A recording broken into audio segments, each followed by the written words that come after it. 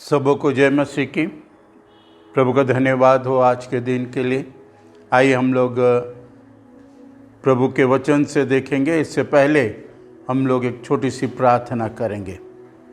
हमारे जीवते अनुग्रहकारी पिता परमेश्वर, हम धन्यवाद करते हैं, आपने अब तक हम सबको संभाले हैं।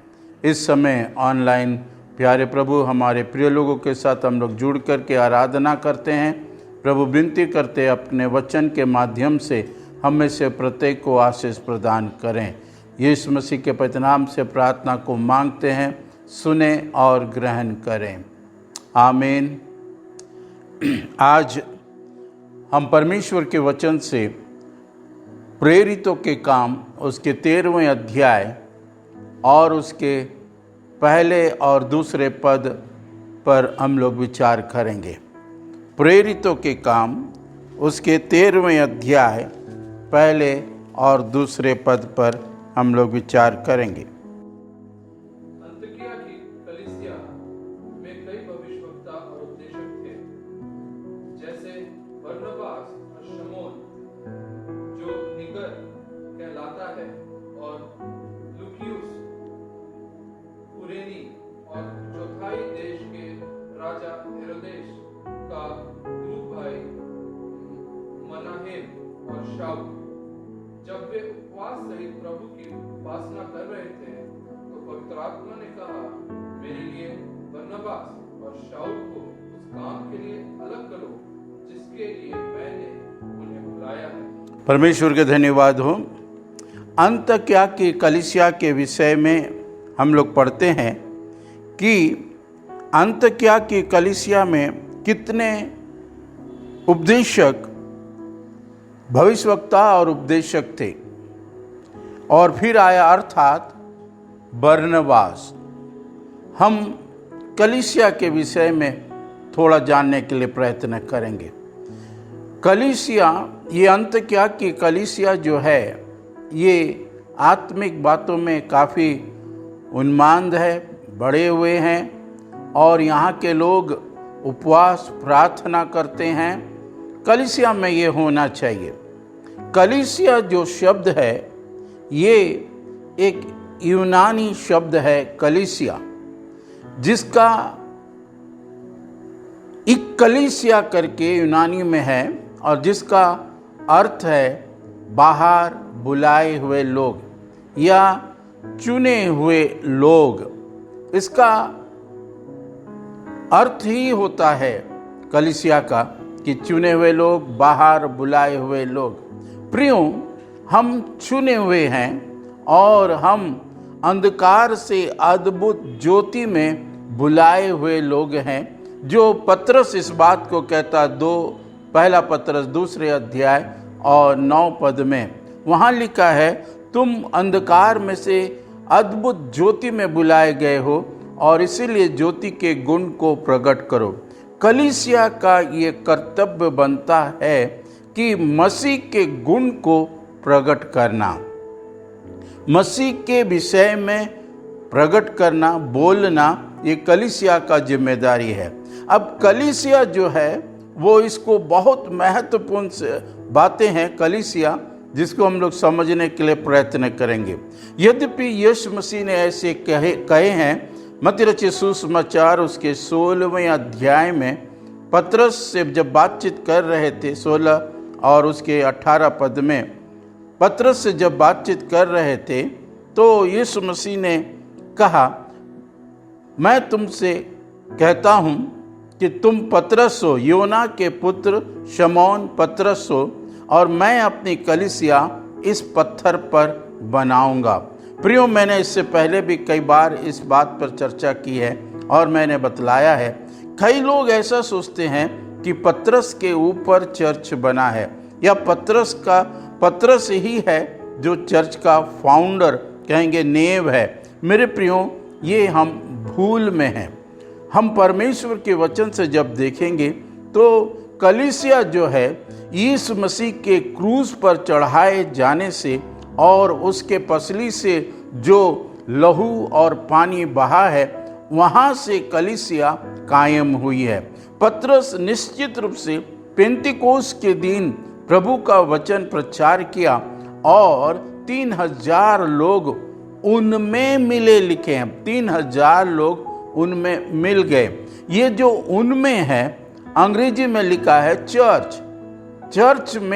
चर्च को कलीसिया कहते हैं, लेकिन किसी विशेष चर्च या विशेष कलीसिया का नाम अंकित नहीं किया गया कि ये चर्च कलीसिया है। मेरे प्रियो, मैं आपको बताना चाहता हूँ, वास्तव में कलीसिया जो है मसीह यीशु के लहू से खरीदे हुए लोग और उद्धार पाए हुए लोग, पश्चाताप किए हुए लोग और पापों के क्षमा के लिए प्रभु यीशु मसीह के नाम से परमेश्वर पिता, पुत्र और पवित्र आत्मा के नाम से बपतिस्मा लिए हुए लोग, ये ही जो संसार से आत्मिकता में यीशु मसीह के पास पाप से छुटकर वो आज़ाद हो गए, यीशु मसीह के पास आए, यीशु मसीह को अपना उद्धारकर्ता करके उन लोगों ने माना है, ग्रहण किया है, वो ही कलीसिया है।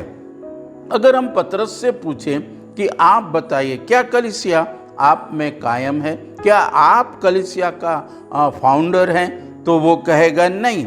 वो अपने पत्री में दूसरे अध्याय में, पहला पतरस दूसरे अध्याय में वो साफ कहता है, और तुम उसके पास आकर आत्मिक घर बनते जाते हो। अर्थात पतरस बता रहा है कि मसीह यीशु ही है जो कोने का पत्थर है। जिस पत्थर को राजमिस्त्रियों ने निकम्मा ठहराया, उसी को परमेश्वर ने सिरे का पत्थर, कोने का सिरे का पत्थर ठहराया। प्रियो, हम ये भी जानते हैं पतरस का नाम का अर्थ जो है वो पित्रोस है। पित्रोस मतलब बाइबल बतलाती है, यूनानी शब्द है पेट्रा। पेट्रा जो है वो यीशु मसीह के लिए उपयोग किया गया, मतलब चट्टान। लेकिन जो पित्रोस है वो है उसका द पीस ऑफ रॉक, चट्टान का टुकड़ा। तो यीशु मसीह ने कहा मैं इस पत्थर पर बनाऊंगा, मतलब वो रॉक है, चट्टान है, उस पर बनाऊंगा। परमेश्वर के वचन में प्रभु यीशु मसीह को चट्टान करके कहा गया है।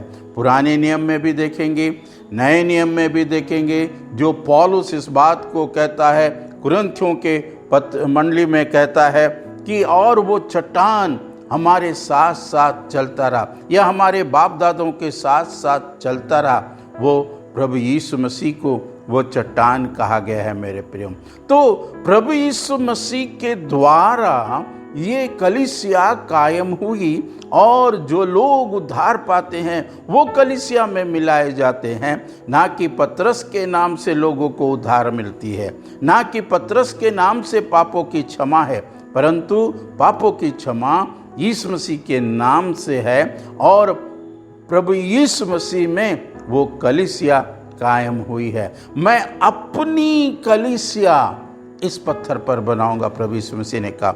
उदाहरण के लिए मैं आपको बताना चाहता हूँ, जब प्रभु यीशु मसीह अपने शिष्यों के साथ यरूशलेम में जा रहे थे, क्योंकि उन्होंने पहले ये बात कही है अपने चेलों से कि मेरा यरूशलेम जाना जरूरी है, और पुन्तुस पिलातुस के द्वारा, महायाजकों के द्वारा मुझे दुख उठाना जरूरी है। ये बातें जब कह रहे थे तो वे लोग यरूशलेम में प्रवेश कर रहे थे, तो चेलों ने कहा कि प्रभु देख, ये मंदिर कितना भव्य है, कितने अच्छा है। लेकिन यीशु मसीह ने कहा, इस मंदिर को तुम ढा दो, मैं तीसरे दिन खड़ा कर दूंगा। तो प्रभु यीशु मसीह उस मंदिर के विषय में नहीं कह रहे थे, यरूशलेम जो मंदिर है उस मंदिर के विषय में नहीं कह रहे थे। उस मंदिर के विषय में लोगों ने सोचा, जिसको बनाने में 46 वर्ष लग गए और अभी 3 दिन में ये कैसे खड़ा कर देगा। उसी प्रकार की बातें हैं।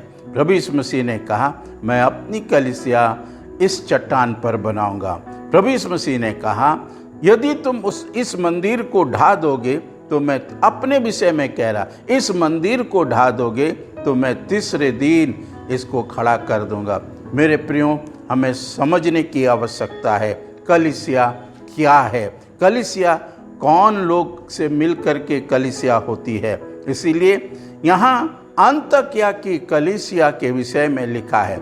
अब यहाँ एक इम्पॉर्टेंट बात और देखेंगे, जानने के लिए प्रयत्न करेंगे। लिखा है, अंतकिया की कलीसिया में कितने भविष्यवक्ता और उपदेशक थे। एक ही चर्च के अंदर, एक ही कलीसिया के अंदर ये भविष्यवक्ता और उपदेशक और रखवाले और प्रेरित और चंगाई करने वाले, ये 5 प्रकार के ऑफिसर्स कलीसिया में पाए जाते हैं। जैसे हम पहला कुरिन्थियों के पत्री उसके 12वें अध्याय में पढ़ेंगे तो हमें ये बातें मिलेगी, कौन कौन लोग कलीसिया में होते हैं। जरा एफिसियों के पत्र निकालेंगे हम लोग, उसके 4 अध्याय और उसके 11 पद से। उसने कुछ को प्रेरित नियुक्त करके, उसने कुछ को प्रेरित नियुक्त करके, और कुछ को भविष्यवक्ता नियुक्त करके, और कुछ को भविष्यवक्ता नियुक्त करके, और कुछ को सुसमाचार सुनाने वाला नियुक्त करके, और कुछ को सुसमाचार सुनाने वाले नियुक्त करके, और कुछ को रखवाले और उपदेशक नियुक्त करके, और उपदेशक नियुक्त करके दे दिया, जिससे पवित्र लोग सिद्ध हो जाए और सेवा का काम किया जाए, और मसीह के देह उन्नति पाए। यहाँ पर ऐसा लिखा हुआ है कि कुछ को प्रेरित करके, कुछ को भविष्यवक्ता करके, कुछ को उपदेशक करके, नियुक्त करके दे दिया, कलीसिया को दे दिया, ताकि मसीह की देह जो कलीसिया है वो उन्नति पाए। क्या आज हमारे कलीसिया में भविष्यवक्ता, उपदेशक, प्रेरित और शिक्षक और चंगाई के काम करने वाले लोग, ऐसे लोग पाए जाते हैं? मेरे प्रियो, ये अति आवश्यकता है कि यदि हमारे कलीसिया में ये लोग होंगे तो निश्चित रूप से कलीसिया जो है उन्नति में जाएगी, मसीह की देह जो है वो उन्नति पाएगी। इसीलिए हमें आवश्यकता है इस बात का, अपने कलीसिया के अंदर में हम इन बातों का थोड़ा धून लगाएं, आत्मिक बातों का धून लगाएं। पौलुस ऐसा कहता है, पहला कुरिन्थी उसके 14 अध्याय और उसके पहले पद से पढ़ेंगे। पहला कुरिन्थी 14 अध्याय और उसके पहले पद से। प्रेम का अनुकरण करो, वहां लिखा है, प्रेम का अनुकरण करो, और आत्मिक वरदानों को भी, और आत्मिक वरदानों के भी धून में रहो, विशेष करके या की भविष्यवाणी करो, या की भविष्यवाणी करो, क्योंकि जो अन्य भाषा में बातें करते हैं, जो अन्य भाषा में बातें करते हैं, वह मनुष्यों से नहीं, वह मनुष्यों से नहीं, परंतु परमेश्वर से बातें करते हैं, परंतु परमेश्वर से बातें करते हैं। यहाँ जी आगे आगे, इसलिए कि उसकी बातें कोई नहीं समझता, क्योंकि वह भेद की बातें आत्मा में होकर बोलते हैं। कलीसिया में ये अति आवश्यक है। यदि मसीह की देह की उन्नति चाहिए और उन्नति होना है तो कलीसिया में ये 5 प्रकार के ऑफिसर्स ज़रूर होना चाहिए। और कभी कभी ये देखने में आता है कि हम लोग भविष्यवाणी को तुच्छ समझते हैं, हम लोग चंगाई को तुच्छ समझते हैं, सोचते कि ये सब होता नहीं है और ये सब पहले समय में थी। लेकिन आज भी प्रभु एक सा है। बाइबल बतलाती है वो कल और आज युगान युग एक सा है। जो काम प्रभु यीशु मसीह अपने दिनों में, देह के दिनों में किए हैं, आज भी वो काम जारी है मेरे प्रियो। ये सबसे बड़ी सत्यता है और इसीलिए कलीसिया के अंदर में ये होना चाहिए। आज कलीसिया के अंदर में शिक्षा, परमेश्वर के वचन की ज्ञान, परमेश्वर की शिक्षा लोगों के अंदर नहीं है। होशे की पुस्तक में ऐसा लिखा है कि मेरी प्रजा मेरे ज्ञान नहीं रखने के कारण से वो नाश हो रही है। आज आवश्यकता है परमेश्वर के वचन का ज्ञान, परमेश्वर के वचन के ऊपर चलना, ये अति आवश्यक है। हमें नाना प्रकार का ज्ञान है संसार का, लेकिन परमेश्वर के वचन का ज्ञान हमें नहीं है। इसीलिए मसीह विश्वासियों के बीच में, कलीसिया में ये 5 ऑफिसर्स अवश्य है और हम लोग को ढूंढना है किसके अंदर ये गुण है, किसके अंदर ये बातें पाई जाती है। और नहीं है तो हमें धुन लगाना है कि ऐसे लोग जो आत्मा से, वरदान से परिपूर्ण होकर के वो हैं, ऐसे लोगों को अवसर देने की आवश्यकता है मेरे प्रियो। कलीसिया में अन्य भाषा बोलने वाले, भविष्यवाणी करने वाले, चंगाई करने वाले और प्रधान जो रखवाले होते हैं, प्रधान होना चाहिए। पास्टर जिसको कहते हैं वो कलीसिया के अंदर होना चाहिए। कई कलीसिया बिना चरवाह के भी चल रहे हैं, लेकिन ये उसके समान है जो न्यायों के पुस्तक में जैसा लिखा है, उन दिनों में इजरायलियों का कोई न्याय ही नहीं था, इसीलिए जिसे जैसा सूझ पड़ता था वैसे ही करते हैं। इसीलिए इस बात को ध्यान दें, कलीसिया के अंदर पासवान उनको होना जरूरी है। तो हम यहाँ पर ही अंतक्या के कलीसिया के विषय में देख रहे हैं और अंतक्या के कलीसिया में कितने भविष्यवक्ता थे, कितने उपदेशक थे। इसीलिए कलीसिया में भविष्यवक्ता, उपदेशक, प्रचारक, सुसमाचार प्रचारक और कहेंगे चंगाई करने वाले, ये 5 ऑफिसर, प्रेरित, ये 5 ऑफिसर्स कलीसिया के अंदर में कार्य करने वाले होना चाहिए, जिससे मसीह की देह उन्नति पाए। कलीसिया क्या है ये आप जाने। कलीसिया क्या है? आप यदि प्रेरितों के काम उसके 20वें अध्याय और उसके 28वें पद पढ़ते हैं तो पौलुस कलीसिया के विषय में क्या कहता है, देखिए। सेवकों को बुला करके पौलुस कलीसिया के विषय में कुछ कहता है। प्रेरितों के काम 20:28। इसलिए अपनी और पूरे झुंड की चौकसी करो। यहां कहता है पौलुस उन सेवकों को कहता है, इसलिए अपनी और उस झुंड की पूरी चौकसी करो जिसमें पवित्र आत्मा ने तुम्हें अध्यक्ष ठहराया है। जिसमें पवित्र आत्मा ने तुझे अध्यक्ष ठहराया है कि तुम परमेश्वर की कलीसिया, कि तुम, सुनिएगा, तुम परमेश्वर की कलीसिया। कलीसिया किसकी है?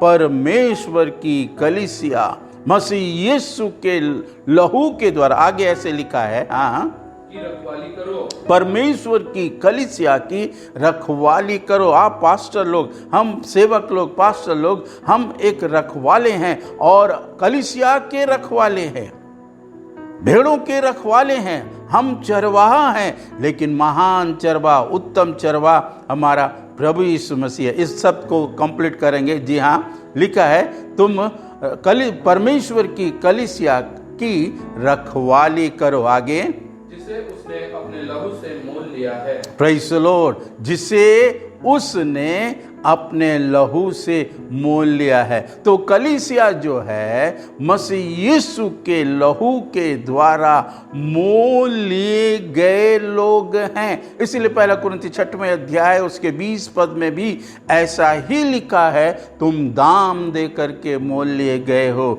और इसीलिए अपने देह के द्वारा परमेश्वर की महिमा करो।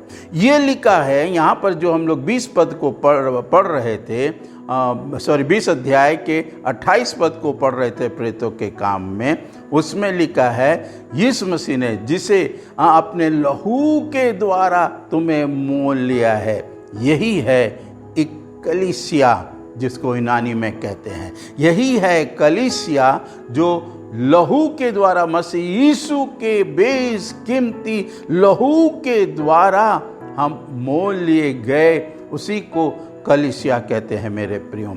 और इसके लिए मोल लिए हुए के विषय में 3 शब्द जो है वो यूनानी में बोला गया है। 3 शब्द, वो शब्द क्या है आप जानते हैं।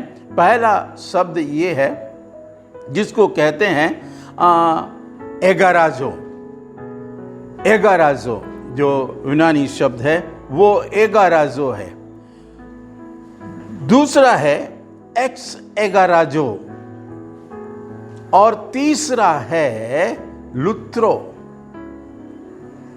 ये तीनों का अर्थ क्या है अलग अलग। एगाराजो मतलब दाम दे करके खरीदना,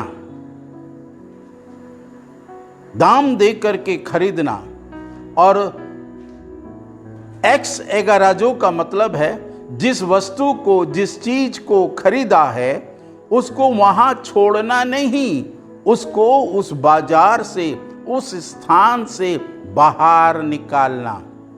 अलुत्रो का मतलब ये है स्वतंत्र करना। ये तीनों बातें कलीसिया के ऊपर फिट बैठती है।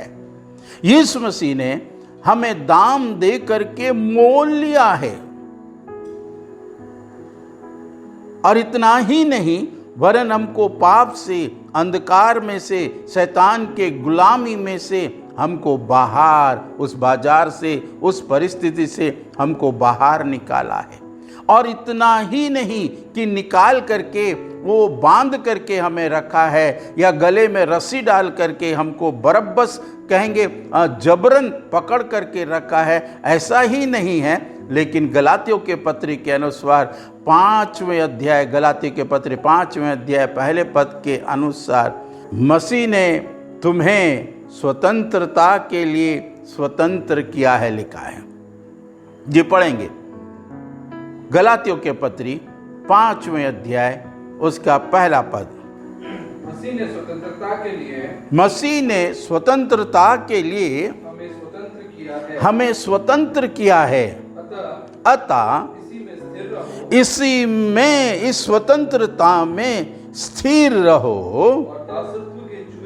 और दासत्व के जुए में फिर से ना जूतो, क्योंकि उस दासत्व से हमें निकाल लिया, उस गुलामी से हमें निकाल लिया, शैतान के बंधन से यीशु ने हमें छुड़ा लिया। यही है इम्पोर्टेंट मेरे प्रियो कलीसिया का। इसीलिए फिर से आप दासत्व के जुए में ना जुते, फिर से शैतान के गुलामी में ना जाएं।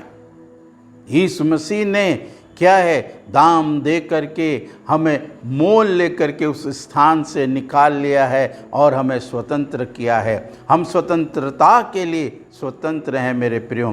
तो अंतःक्रिया की कलीसिया जैसे सेंटेंस है, अंतःक्रिया की कलीसिया, तो कलीसिया के लिए यूनानी शब्द जो है इक्कलीसिया, उसका अर्थ है गुलामी से छुटकारा पाए हुए लोग या बाहर बुलाए हुए लोग या कॉल आउट पीपल, वही है कलीसिया। और हम लोग देख रहे हैं भविष्यवक्ता के विषय में, उपदेशक के विषय में, तो कलीसिया के अंदर भविष्यवक्ता, उपदेशक, प्रेरित, शिक्षक और कहेंगे छंगाई के काम करने वाले और रखवाले, ये होना है। मेरे प्रियो, कलीसिया आज इस धुन में नहीं है कि वो आत्मा में परिपूर्ण होकर के अन्य भाषा से प्रभु से बातचीत करे, या कलीसिया के लोगों को परमेश्वर की आवाज़ वाणी सुनने के लिए अवसर नहीं है। क्यों? कलीसिया में आज भविष्यवाणियाँ नहीं होती है। लोग कहेंगे पुराने की बातें। मेरे प्रियो, आज भी परमेश्वर के कलीसिया के अंदर में ये बातें होती है, और जिस कलीसिया में भविष्यवाणी होती है और पवित्र आत्मा से लोग भर करके अन्य भाषा में बातें करते हैं, वो कलीसिया उन्नति पर जाती है और मसीह का देह उन्नति पाता है। ये लोग इसीलिए कलीसिया में दिए गए ताकि कलीसिया मसीह का देह जो है उन्नति पाए। आइए हम उसमें देखते हैं, एक पहला नाम चर्चा किया गया है बरनबास। बरनबास के लाइफ को, थोड़ा जीवन को देखेंगे और उसके बाद हम लोग आगे बंद करेंगे। इसके जीवन के अंदर कुछ ऐसी 3-4 बातों को हम लोग देखते हैं जो बरनबास करके लिखा हुआ। ये एक भोला या भला इंसान है, कहेंगे ही इज अ जेंटलमैन। ये एक बहुत ही अच्छा जेंटलमैन है। इस परमेश्वर के वचन के अनुसार प्रेरितों के काम और उसके 11वें अध्याय में जब हम पढ़ेंगे तो हमें मिलेगा कि बरनबास एक भला इंसान है जी। प्रेरितों के काम और उसके 23 पद से पढ़ेंगे, 11 के 23। वह यहाँ पहुंचकर और परमेश्वर की अनुग्रह को देखकर आनंदित हुआ और सबको उपदेश दिया कि तन मन लगाकर प्रभु से लिपटे रहो। आगे, वह एक भला मनुष्य था। बस ये इंपॉर्टेंट था। यहां लिखा है वह एक भला मनुष्य था। ही वॉज ए जेंटलमैन, एक भला व्यक्ति था वो। मेरे प्रियो, भला का मतलब और भी हम जानेंगे, बहुत ही सीधे साधे व्यक्ति वो था। और इसके विषय में और थोड़ा कुछ जानेंगे। ये एक ऐसा भाई था जो अपने प्रॉपर्टी के द्वारा, अपने धन संपत्ति के द्वारा भी वो प्रभु का सेवा करता था। आप देखेंगे कि आखिर ये बरनबास कौन है। तो पढ़िए प्रेरितों के काम 4 अध्याय और उसका 36 पद। प्रेरितों के काम 4 अध्याय 36 पद। यूसुफ नाम साइप्रस और एक लेवी था जिसका नाम प्रेरितों ने बरनबास अर्थात शांति का पुत्र रखा था। यहाँ लिखा है यूसुफ नाम साइप्रस का रहने वाला व्यक्ति, वह एक लेवी व्यक्ति था। और लिखा है क्या कि वो, हाँ जी, उसका नाम यूसुफ था। उसका नाम यूसुफ था। प्रेरितों ने उसके नाम को बरनबा रखा है। बरनबा का मतलब है शांति का पुत्र। क्या सुंदर अर्थ है। बरनबा का अर्थ है शांति का पुत्र। और आगे लिखा है उसकी कुछ भूमि थी, उसकी कुछ भूमि थी जिसे उसने बेचा और दाम के रुपए लाकर, और पूरे दाम के रुपए लाकर प्रेरितों के पांव में रख दिया। उस समय जो है कलीसिया एक जगह स्थिर होती थी। यरूशलेम की कलीसिया एक जगह स्थिर होती थी यरूशलेम में। और ये व्यक्ति जो है, जो बरनबा, जो यूसुफ था पहले, उसका नाम प्रेरितों ने बरनबा रखा था, शांति का पुत्र। वो साइप्रस का रहने वाला था। और जब उसके कुछ भूमि था, उसने उस भूमि को बेच करके पूरे दाम के रुपए प्रेरितों के पास ला करके चरणों में रख दिया। मेरे प्रियो, वो यदि चाहता तो वो भूमि बेच करके वो अपने पास पैसा रखता। लेकिन ये व्यक्ति जो हम देखते हैं कि ये अपने भूमि का जो पूरा पैसा था बेचने के बाद उसके पास जो था उसने प्रेरितों के चरणों में ला करके रख दिया है। ये धन के द्वारा भी प्रभु की सेवा कर रहा है। ऐसा जेंटलमैन था मेरे प्रियो। इसी 5वें अध्याय में प्रेरितों के काम में एक परिवार हस्बैंड एंड वाइफ के विषय में लिखा है, हननिया और सफीरा के विषय में लिखा है। इनके पास कुछ भूमि थी और इन्होंने भी अपने भूमि को बेचा, परंतु उन लोगों ने आधा पैसा कहेंगे अपने घर में रखा छुपा के, और आधा पैसा ले जा करके प्रेरितों के चरणों में रखा। मेरे प्रियो, उन दिनों में जो भी प्रॉपर्टी होता है, जो भी धन होता है, जो भी चीज होता है, पहले शताब्दी में कलीसिया के अंदर में सब साझे की थी। साझे की थी मतलब पार्टनरशिप में। दूसरा शब्द कहेंगे 50-50। आज कलीसिया के अंदर ये बातें देखने में नहीं आती है। प्रभु यीशु मसीह केवल 10वां अंश के विषय में कहा, हम 10वां अंश भी नहीं देते हैं। यहाँ तो 50-50 की बातें हैं, साझे की बातें हैं, परमेश्वर का आधा और आपका आधा। क्या कभी हम ऐसा सोचते हैं? परमेश्वर ने हमसे यदि इतना डिमांड करता, कहता कि 90% हमको दो या 50% हमको दो, तो हम क्या करते हैं? उसने केवल 10%, 10वां अंश की चर्चा की है पुराने नियम के अनुसार। कई प्रभु के दास लोग कहते हैं या कई विश्वासी लोग ऐसा कहते हैं, नया नियम में तो कहीं 10वां अंश के विषय में नहीं लिखा। लिखा है मेरे प्रियो, लिखा है। आप नहीं समझते हैं क्योंकि आपकी आंखें बंद है। आप समझने नहीं पाते और समझना ही नहीं चाहते हैं, इस विषय में जानना ही नहीं चाहते हैं 10वां अंश के विषय में। यीशु मसीह ने फरीसियों से कहा, सदूकियों से, फरीसियों से कहा, तुम पुदीने और क्या है, जीरा, सौंफ, इन सब चीजों का 10वां अंश देते हो। इन छोटी छोटी बातों का, सब इन चीजों का 10वां अंश देते हो। तो प्रभु यीशु मसीह ने कहा, तुम्हें चाहिए कि तुम ये भी करते और नम्रता और दीनता, इन सब बातों को भी पालन करते। 10वां अंश की चर्चा प्रभु यीशु मसीह ने स्वयं किया है। तुम पुदीने के 10वां अंश देते हो, तुम जीरे के और सौंफ के 10वां अंश देते हो, छोटी छोटी चीजों की 10वां अंश देते हो। कहने का तात्पर्य ये है प्रभु यीशु मसीह का। इब्रानियों के पत्री क्या पुराने नियम में है? इब्रानियों के पत्री नए नियम में है और पौलुस ने इसकी चर्चा की है मेरे प्रियो। इब्रानियों के पत्री में 7वें अध्याय में मलकीसदेक के विषय में किया है और वहाँ पर यह लिखा है कि मलकीसदेक जो है 10वां अंश लिया। फिर आगे लिखा है, इस संसार के मनुष्य जो मरणहार है, लेवी लोग या जो भी कहेंगे, वे 10वां अंश लेते हैं, लिखा है। कई लोग ऐसा शब्द का भी उच्चारण करते हैं, मुझे माफ़ कीजिएगा इस शब्द को बोलने में। कई लोग बोलते हैं अपने कलीसिया में 10वां अंश मत दो। जो बाहर से पास्टर आते हैं, जो सेवा करते हैं, जो दूसरा काम करते हैं और मेहनत करते हैं, उनके यहाँ 10वां अंश भेजो। मेरे प्रियो, बाइबल से आप क्लियर कर दीजिए मुझको इन बातों को। किसका काम है 10वां अंश बांटने का? किसका काम है 10वां अंश किसको किसको देने का? कई लोग प्रचार करते हैं, नहीं अपने कलीसिया में मत दीजिए क्योंकि आपका पास्टर सब लेता है, आपका पास्टर ये करता है। मैं ऐसा नहीं कहता हूं।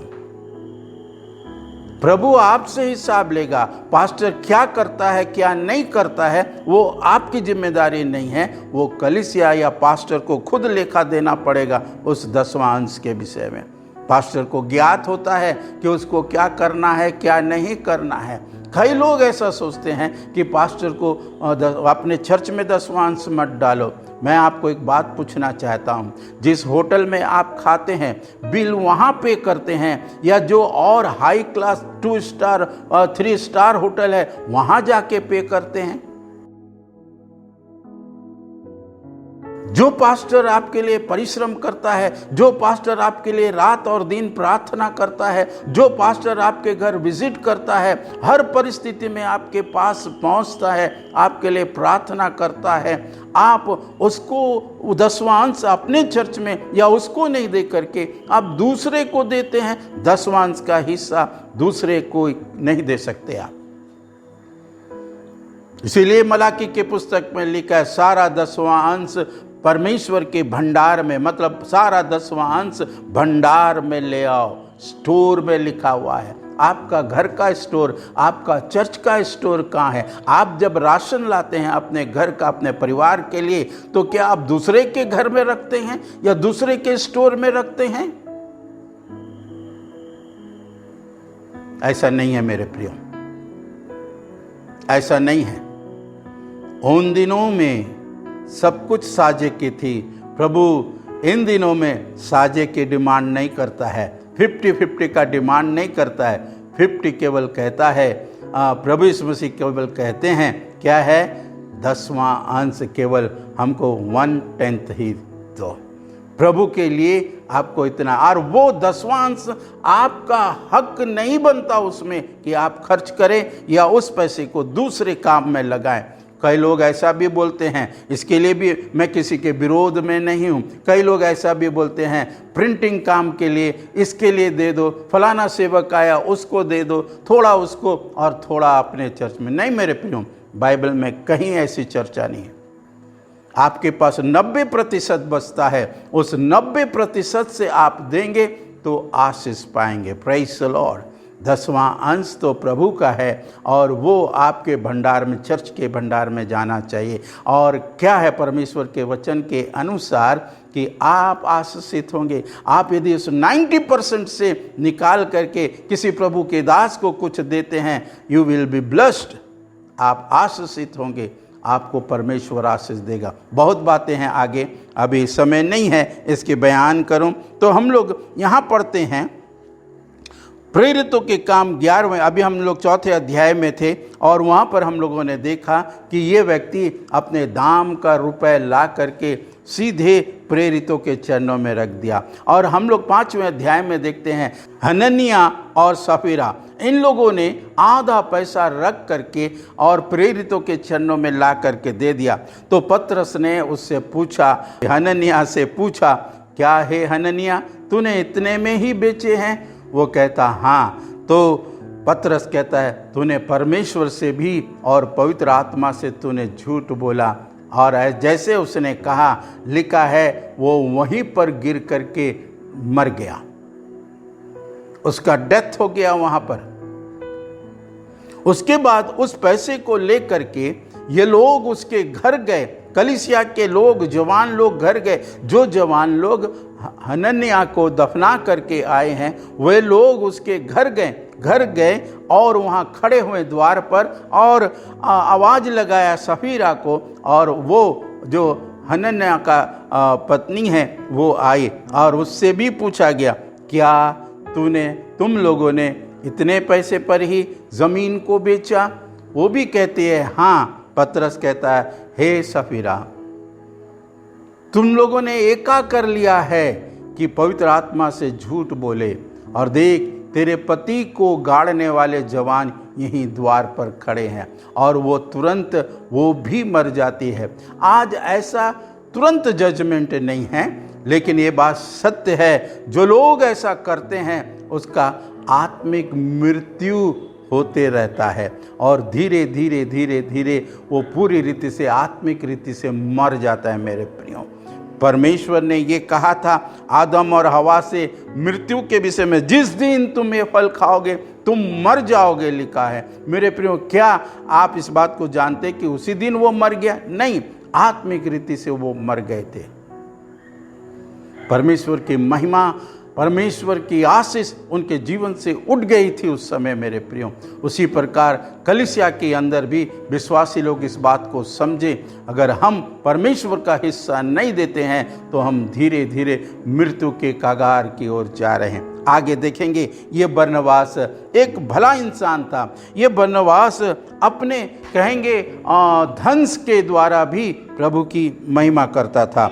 अब हम 11वें अध्याय पढ़ रहे हैं, जरा देखेंगे प्रेरितों के काम 11वें अध्याय, जो अभी थोड़ी देर हम लोगों ने पढ़ा, उसके 23वें पद को। वह वहां पहुंचकर, यहाँ पर जब यहूदिया के अंदर में कहेंगे क्लेश था और लोग डर के मारे सब छुपे हुए थे और कोई भी बाहर निकलना नहीं चाहते थे, तो अंतकिया के कलीसिया ने यह निर्णय लिया कि यरूशलेम के कलीसिया ने यह निर्णय लिया कि बरनबास को भेजे और बरनबास जा करके वहाँ लोगों को सांत्वना दे, क्योंकि उसका नाम का अर्थ ही शांति का पुत्र है। तो बरनबास जब वहाँ आया तो वहाँ पर ही देखा, वहाँ पहुँच कर लिखा है उसने, हाँ, परमेश्वर के अनुग्रह को देखकर, बस एक मिनट, पहली बात जब वो वहाँ पहुँचा तो वहाँ परमेश्वर के अनुग्रह को देखा। He saw the grace of God, उनके ऊपर परमेश्वर का अनुग्रह था। परमेश्वर के अनुग्रह उन लोगों ने, बरनबास ने देखा। कलीसिया के ऊपर, मसीह विश्वासियों के ऊपर परमेश्वर का अनुग्रह है। मेरे प्रियो, आज मैं और आप जो कुछ भी हैं केवल परमेश्वर के अनुग्रह से है। आप जिस पद में हैं वो परमेश्वर के अनुग्रह से परमेश्वर ने आपको वो पद दिया है। मेरे प्रियो, ये परमेश्वर का अनुग्रह है। अनुग्रह के विषय में पौलुस बहुत अच्छी तरह से जानता है और उसके विषय में कहता है। पौलुस स्वयं अपने जीवन के अंदर में जब वो परेशानी को झेल रहा था, उसने प्रार्थना की 3 बार, और उस 3 बार के प्रार्थना में वो यही कहता है कि प्रभु यदि हो सके तो ये कांटा मुझसे निकाल दिया जाए। तो परमेश्वर के प्रभु यीशु मसीह ने उसे एक ही बात कहा, ये आवाज़ आई, पौलुस मेरा अनुग्रह तुम्हारे लिए काफ़ी है। माई grace is sufficient for the, मेरा अनुग्रह तुम्हारे लिए काफ़ी। इसीलिए पौलुस कहता है कि मैंने परमेश्वर के अनुग्रह को हमने क्या है, व्यर्थ नहीं होने दिया या व्यर्थ नहीं जाने दिया। इसीलिए परमेश्वर के वचन में लिखा है, उसके अनुग्रह में बलवंत होते जाओ। मेरे प्रियो, बहुत बातें हैं, समय काफ़ी हो जाएगी और इसीलिए आगे हम लोग पढ़ेंगे वो उसी शब्द को।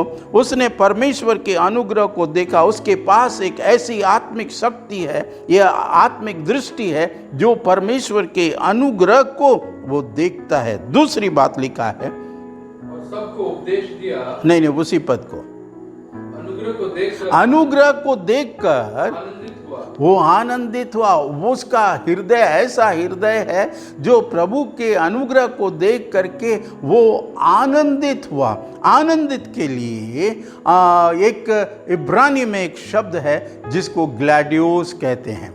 ग्लैडियोस का मतलब ये होता है not only rejoicing but he jumped, वो जंप किया, कूदा।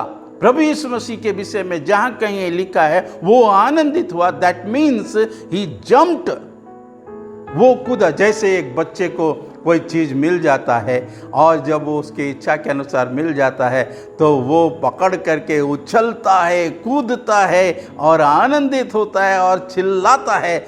उसी प्रकार वो आनंदित हुआ परमेश्वर के अनुग्रह को देख करके। क्या आप इस बरनबास के समान हैं? आगे पढ़ेंगे फिर क्या लिखा है और बंद करेंगे हम लोग। और सबको उपदेश दिया, और सबको उपदेश दिया, तन मन लगाकर प्रभु से लिपटे रहो। उसके पास ऐसी जुबान है जो ऐसे क्लेश के समय में वो लोगों को ढाढ़स दे रहा है और कह रहा है तन मन लगाकर प्रभु से लिपटे रहो। परमेश्वर के वचन में प्रभु यीशु मसीह ने एक प्रश्न किया था, तुम्हारा पड़ोसी कौन है? और नए नियम के अनुसार 2 बातें कही गई है। जो 10 आज्ञा हैं वो 2 बातों में या 2 आज्ञाओं में नए नियम में परिवर्तित होता है।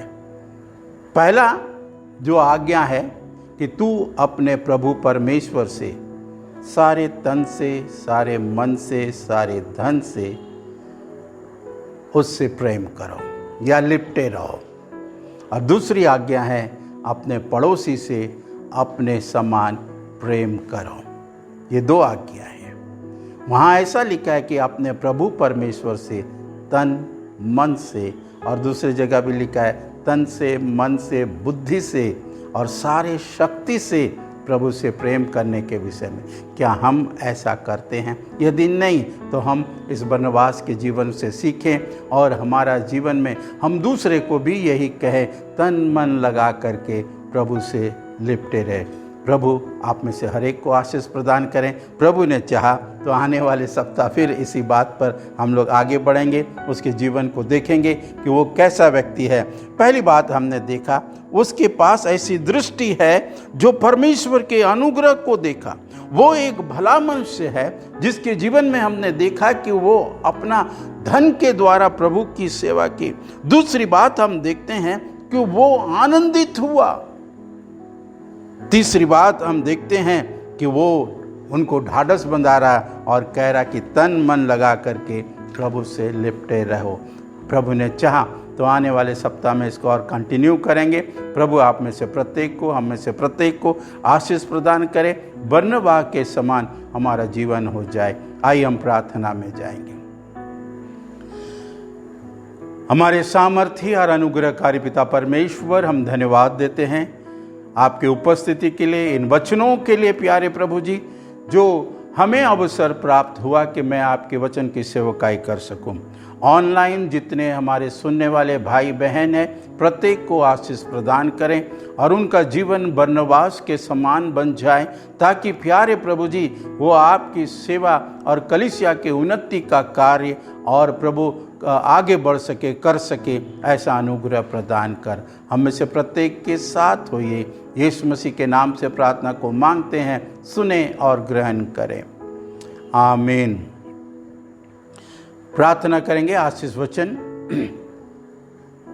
अब हमारे प्रभु यीशु मसीह का अनुग्रह, परमेश्वर पिता का प्रेम, पवित्र आत्मा की संगति और सहभागिता, मसीह के दूसरे आगमन तक हम में से प्रत्येक मसीह विश्वासियों के साथ अब से लेकर सदा होती रहने पाए। आमीन आमीन। Praise the Lord. सबों को जय मसीह की। अभी भी मैं पुनः कहना चाहूँगा, कोरोना काल चल रहा है और अपने आप को हम लोग बचा करके रखें।